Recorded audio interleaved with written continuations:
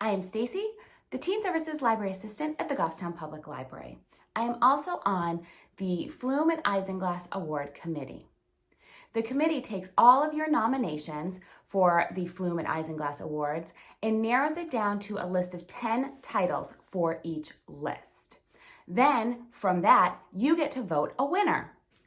So one of the books on this year's Flume list is Wilder Girls by Rory Power. So this is a gritty book about an all-girls boarding school that's located on an island, and it's overtaken by a plague called the Tox.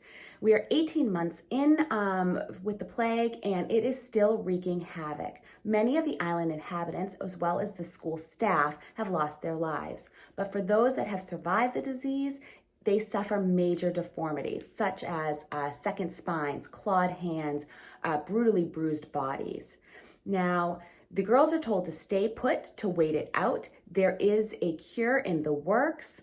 They are to not break quarantine, and whatever they do, they are to not go into the woods. Hetty, our main character, her best friend goes missing, and she's going to stop at nothing to find her, even if that means breaking quarantine. So here's a bit more from the book jacket. All right, it's been 18 months since the Raxter School for Girls was put under quarantine. Since the Tox hit and pulled Hetty's life out from under her.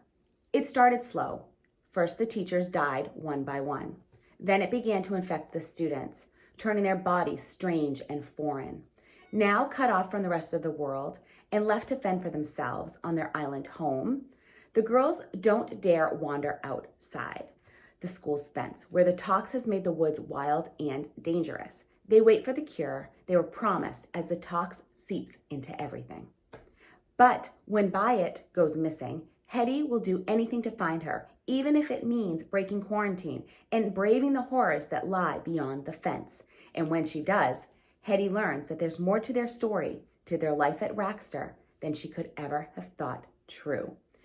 This has been described as a feminist Lord of the Flies about three best friends living in quarantine at their island boarding school and the lengths they go to uncover the truth of their confinement when one of them disappears. The genre of the book is thriller and suspense. It's a haunting story about a band of survivors that are living in a pandemic apocalypse. If you would like to read this title, check for it in your library's catalog or in your library's downloadable services.